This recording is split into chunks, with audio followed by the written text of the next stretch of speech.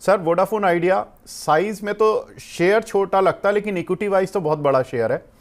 लेकिन इस काउंटर पर मूव लगातार बन रहे हैं और खबरें भी काफ़ी आ रही हैं कि इन्होंने अपने वेंडर्स के पेमेंट के लिए नए शेयर्स जारी किए, जिसके बाद हमने फ्राइडे के सेशन में देखा कि करीब ये काउंटर 4.5% ऊपर बढ़कर बंद हुआ। अब ये खबरें और आ रही हैं कि ये आगे भी कुछ ऐसा ही करने वाले हैं कि अपने वेंडर्स को पेमेंट के लिए कुछ और शेयर्स भी जारी कर सकते हैं। इस तरह की न्यूज़ हैं। दूसरी बड़ी खबर इसके साथ ये चल रही है कि ये जो बैंकर्स के साथ लगातार बातें कर रहे हैं, जिसमें कि इनको 25,000 करोड़ रुपए की फंड रेजिंग करनी है। 18,000 करोड़ रुपए ये आईपीओ से ऑलरेडी जुटा चुके हैं। जो भी कर्ज की पेमेंट आ रही है वो ये नए शेयर जारी करके कर रहे हैं। सर इक्विटी ज़्यादा हैवी हो जाएगी तो शेयर चल पाएगा, या शेयर चल पाएगा जितनी खबरें डेवलप हो रही हैं? जी विवेक जी, देखिए, अगर आप थ्योरेटिकली जाएं तो कहीं ना कहीं आपकी बात में दम है कि देखिए, अगर आप देखें तो आपको ऑपरेटिंग एक्सपेंसेस के लिए फंडिंग चाहिए होता है, लिवरेजिंग आपको कंट्रोल करना होगा, और आपको कहीं ना कहीं प्राइसेस जरूर जो है आपकी सर्विसेज के बढ़ने चाहिए अगर आपको मार्जिन्स को दोबारा रिवाइव करना है और आपको लिवरेजिंग को कंट्रोल रखना है।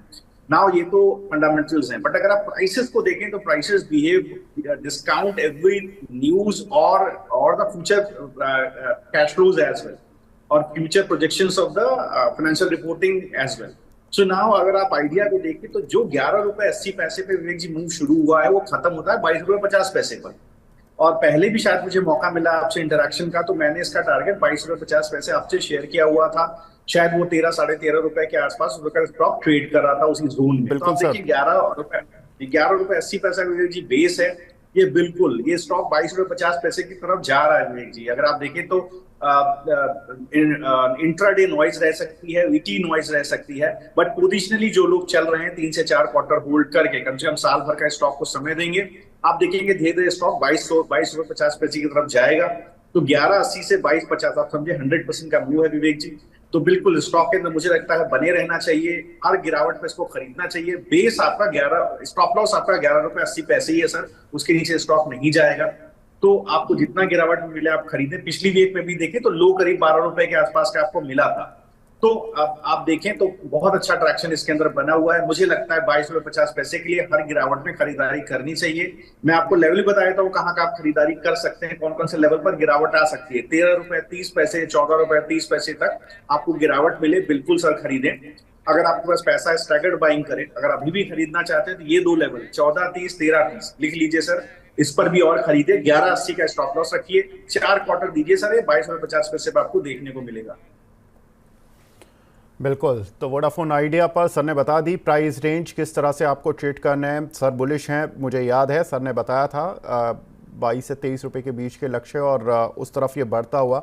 वैसे भी इंटरेस्टिंग फैक्ट यही है कि जो शेयर 3 जून के लेवल को पार कर चुका है, एक्चुअल में बाइंग उसी में स्ट्रेंथ भी देखने के लिए मिल रही है। एक यूट्यूब कॉलर का भी सवाल हमें मिला है, दीपेश जिंदल जी का। येस बैंक के शेयर हैं सर इनके पास। सर क्या पैटर्न बन रहा है इस काउंटर पर? भी मैं कुछ देख रहा था कि मूव तो अच्छे आ रहे हैं। इनके पास 8,000 शेयर है 26 रुपए 25 पैसे के भाव के। क्या लगता है सर? जी देखिए, इसमें आपका 26 रुपए 25 पैसे थोड़ा महंगा है सर, क्योंकि जब मेरे ख्याल से गिरावट हो रही थी जिस दौरान आपने स्टॉक को वहीं पर ही लैच ऑन किया है आपने, आई थिंक। और अगर आप देखिए सर, बेस थोड़ा डीप हो जाता है, स्टॉक का बेस है करीब 20 रुपए के आसपास। तो आपको क्या करना होगा सर, थोड़ा इंतजार करना पड़ेगा और हर गिरावट पर आपको ऐड करना पड़ेगा।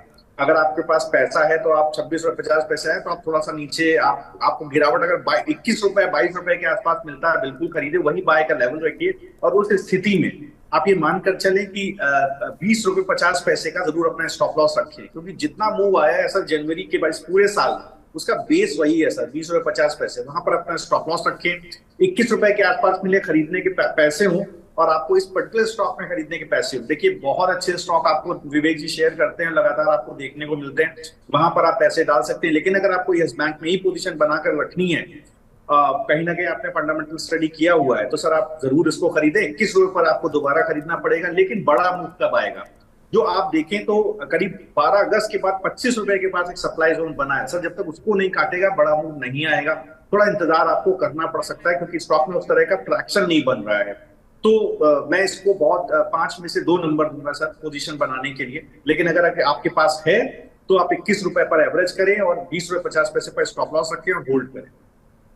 बिल्कुल। इसमें कुछ समय पहले यानी करीब 1 महीने पहले खबरें भी आई थी कि एसबीआई अपना स्टेक सेल कर सकता है, और जो बैंक में look to sell Yes Bank share worth ₹5 to 7,000 crore through the block deal.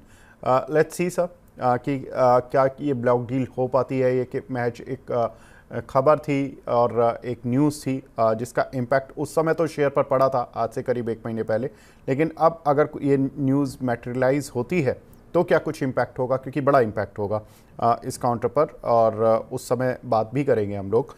Sir next counter की तरफ बढ़ते हैं। नेक्स्ट काउंटर है मोरपेन लैब, छोटे शेयरों में। ये भी शेयर सर 3 जून के लेवल से काफ़ी ऊपर आ चुका है, और 4 जून को जहाँ तक गिरा था ये 42-43 रुपये तक की रेंज तक, वहाँ से तो काफ़ी ऊपर चल चुका है। लगातार इसमें अच्छी बाइंग मोमेंटम बना हुआ है। कैसे देखना है सर ऑन चार्ट्स?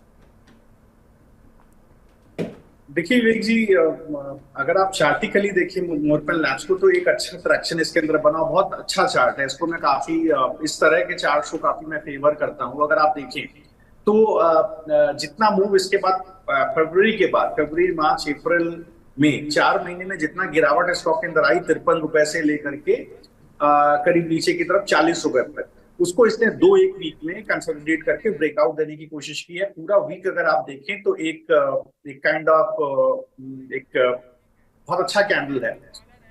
तो यहाँ पर अगर आप देखें 56 रुपए का भाव है। मुझे लगता है ये ब्रेकआउट रेंज बिल्कुल बन रहा है इसके अंदर बिल्कुल एंट्री करनी चाहिए। और बेस थोड़ा डीप हो जाता है क्योंकि वीकली मूव बहुत बड़ा है, 47 रुपए के आसपास का बेस हो जाता है। आप देखिए एंट्री कैसे करेंगे आप। एंट्री सर आप देखिए, इस तरह के स्टॉक आप छोड़ भी नहीं सकते, तो क्योंकि बहुत वेल पॉइज्ड है आगे के मूव के लिए, तो आप इमीडिएटली कल भी खरीदे, थोड़ा पैसा बचाएं। इस स्टॉक को आप जितना पैसा एलोकेट करें उसमें से अगर मान लीजिए 10 रुपए आपने एलोकेट किया, 5 कल इन्वेस्ट करें। अगर 5 आपको 50 रुपए के आसपास मिलता है तो वहां इन्वेस्ट करें। स्टॉप लॉस अपना 47 रुपए रखिए, क्योंकि मूव छोड़ना नहीं है। हमेशा कहा जाता है टेक्निकल लैंग्वेज में कि trend is your friend. So trend positive है सर। मुझे लगता है ये करीब करीब 72 रुपए की तरफ विवेक जी जा रहा है, जो इसका मुझे दिखता है जहां तक ऑल टाइम हाई है, तो उस जोन की तरफ जाने की कोशिश कर रहा है। मुझे लगता है बिल्कुल इसके अंदर बने रहना चाहिए। अभी खरीदिए, इसका 50 रुपए खरीदिए, 47 रुपए स्टॉप लॉस रखिए सर, 72 रुपए का टारगेट लिए, 2 क्वार्टर का कम से कम इसको समय दीजिए सर, होल्ड कीजिए। तो इसको होल्ड करने की राय है। 72 और करीब करीब 100 रुपये तक की मूव इस काउंटर पर देखने के लिए मिल सकते हैं। सर ने स्टॉप लॉस बता दिया है, 47 की रेंज का रहेगा। चलिए, एक हमारे साथ कॉलर भी जुड़ चुके हैं, उनसे भी बात कर लेते हैं। नमस्कार सर, हामिर अली जी हैं। सर नमस्कार। सर पूछिए अपना सवाल प्लीज। हाँ जी नमस्कार सर, विवेक जी और जो मैंने एंकर का नाम बताया। तो सर मेरा सवाल ये है, एनएचपीसी पे मैंने 443 शेयर दिए हुए हैं 113 रुपए के रेट से। तो उसमें मुझे जानना है कि मैं इसे अभी होल्ड करूँ या कितना होल्ड करूँ, क्योंकि अभी तो इसमें रेट एक ही इस पे स्टेबल है, 102 101 के आसपास ही, उसके ऊपर तो फिर ये जंप ही नहीं कर रहा है। और मुझे एक चीज ये भी जाननी है कि अभी मेरे पास 20,000 रुपए हैं, तो उसको मैं कहाँ इन्वेस्ट करूँ, किस शेयर में? बिल्कुल आमिर जी, माफ़ कीजिएगा आपका नाम मेरे मुंह से गलत प्रोनाउंस हुआ, लेकिन आमिर जी हैं हमारे साथ। आमिर जी के 2 सवाल हैं सर। एक एनएचपीसी पर 443 शेयर्स हैं इनके पास 113 रुपये के भाव के, और दूसरा इनके पास 20,000 रुपये हैं और ये उसको इन्वेस्ट भी करना चाहते हैं। सर कुछ बताएं। जी देखिए, अगर आप एनएचपीसी को देखें, ट्रेंड देखिए पॉजिटिव है, ट्रेंड में कोई प्रॉब्लम नहीं है, बट बेस बहुत डीप है। आपने 114 रुपए के 113 रुपए के आसपास खरीदा है, वो वही जोन है सर जहां पर अभी सप्लाई जोन इसके अंदर बना हुआ है स्टॉक के अंदर। तो थोड़ा आपको पेन हो सकता है यहाँ पर। आपका बेस कहाँ शिफ्ट हो गया सर? बेस स्टॉक का शिफ्ट हो गया 90 रुपए के आसपास, अभी 102 रुपए के स्पॉट का स्पॉट है। लेकिन अब चूंकि आपके पास है तो आप बिल्कुल बने रहे सर, वही 90 रुपए के आसपास अपना स्टॉप लॉस रखें। और मुझे लगता है कि इसमें बड़ा मूव तभी आएगा जब आपके भाव के ऊपर चलना शुरू होगा। जहां आपने खरीदा 114 रुपए के आसपास, तभी एक बड़ा मूव आएगा। ट्रेंड अभी भी पॉजिटिव है, उसके ऊपर चलना शुरू करेगा तो आपको 140 रुपए तक आप मत काटिएगा पोजीशन, कम से कम आपको 140 रुपए तक देखने को मिलेंगे। बट 90 रुपए को मुझे लगता है सर एक स्ट्रिक्ट स्टॉप लॉस आपको रखना चाहिए। जिस वीक में भी आप फ्राइडे को उठा के देखें, बाजार क्लोज हो फ्राइडे को और आपका भाव 90 रुपए के नीचे दिख रहा हो सर, तभी आप इस पोजीशन को काटें, अदरवाइज होल्ड करें। बिल्कुल। और जी जहां तक दूसरे स्टॉक की बात है सर, 20,000 रुपए हैं सर स्टॉक, आपको बताना है। जी तो विवेक जी एक स्टॉक है जेके पेपर। तो अगर आप जेके पेपर को देखिए विवेक जी, तो मुझे लगता है यहाँ पर एक पोजीशन जरूर बनानी चाहिए। अगर आप देखेंगे तो बेसिकली ऑपरेटिंग मार्जिन कम से कम वाई बेसिस पे देखेंगे तो 7% ड्रॉप हुआ है फाइनेंशियल ईयर 24 में, क्योंकि इनका जो पैकेजिंग बोर्ड का बिजनेस है, मेजर मेजर रेवेन्यूज वहीं से आते हैं, उसमें कहीं ना कहीं प्राइस ड्रॉप देखने को मिला था। और अगर आप देखें तो इनपुट कॉस्ट भी काफी हाई रही है फाइनेंशियल ईयर 24 में, जिसकी वजह से ऑपरेटिंग मार्जिन में हमें एक फॉल देखने को मिला है। बट अभी लगता है कि स्टॉक के अंदर सब कुछ नेगेटिव प्राइस इन हो गया है। अगर आप देखें तो करीब अगस्त 22 से जनवरी 24 का जो सप्लाई जोन है 440, उसके ऊपर स्टॉक ने ब्रेकआउट दिया है। मुझे लगता है कि आपके पास अगर 20,000 रुपए है और आप पोजीशन लेना चाहते हैं सर, तो बिल्कुल इसमें एक पोजीशन आप बना सकते हैं। थोड़ा स्टॉक चल गया है, स्टैगर्ड वे में एंट्री करें सर। 490 का भाव है, आप 490 पे थोड़ा डालें, थोड़ा पैसा बचा ले 450 में, अगर गिरावट मिलती है आपको देखिए बहुत अच्छा मूव। मुझे लगता है आप 9 से 12 महीना इसमें देंगे, एक साल देंगे सर, तो करीब 780 रुपए तक के भाव इसमें आपको देखने को मिलेंगे, जो एक डिसेंट 60% तक का अपसाइड है सर। तो इस स्टॉक को आप जरूर नजर में रख सकते हैं। बिल्कुल। तो आमिर जी, आपको दोनों सवालों के उत्तर मिल गए हैं। 20,000 रुपये का क्या करना है आपको, और दूसरा जो आपके पास शेयर है उसका क्या करना है। उम्मीद करते हैं ये सलाह आपके काम आएगी। नेक्स्ट जो सर शेयर है वो है प्राइम फोकस। इस काउंटर पर हमने फ्राइडे के सत्र में एक अच्छा मूव आते हुए देखा, लेकिन मैं इस कंपनी को देख रहा था सर, रेवेन्यूज़ तो ठीक है लेकिन कंपनी लॉस मेकिंग है। क्या ये मूव जस्टिफाइबल है? जी विवेक जी, देखिए अगर मैं देखूंगा विवेक जी, अभी नहीं इसके अंदर मूव कुछ बनता है, बहुत चॉपी है प्राइस एक्शन। इस तरह के चॉपी प्राइस एक्शन को यूजुअली अवॉइड करना चाहिए। 104 रुपए का भाव है, आप देखें तो कहीं ना कहीं 113 रुपए 121 रुपए जबरदस्त सप्लाई है स्टॉक के अंदर, तो कोई ट्रेड बनता नहीं है विवेक जी। मुझे नहीं लगता कि इसको किसी भी तरह से कैरी करना चाहिए या नई पोजीशन बनानी चाहिए। जहां तक आपने फाइनेंशियल्स डिस्कस किए, हाँ सही बात है आपकी, तो कहीं ना कहीं लॉस मेकिंग है, तो इस कंपनी को कहीं ना कहीं अवॉइड करना चाहिए कि मुझे नहीं लगता कि इसमें कोई पोजीशन बनाना भी चाहिए।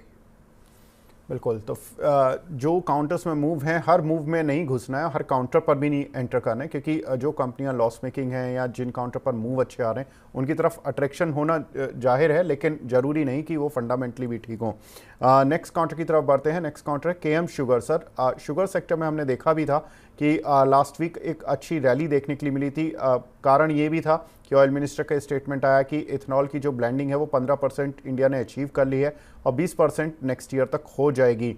तो सारी ही शुगर कंपनियां चूंकि इथेनॉल की प्राइसिंग को लेकर काफ़ी सेंसिटिव रहती हैं, क्योंकि उनका जो इथेनॉल से जो पैसा आ रहा है, जो उनके मार्जिन्स आ रहे हैं वो ज़्यादा हैं एज़ कम्पेयर टू शुगर।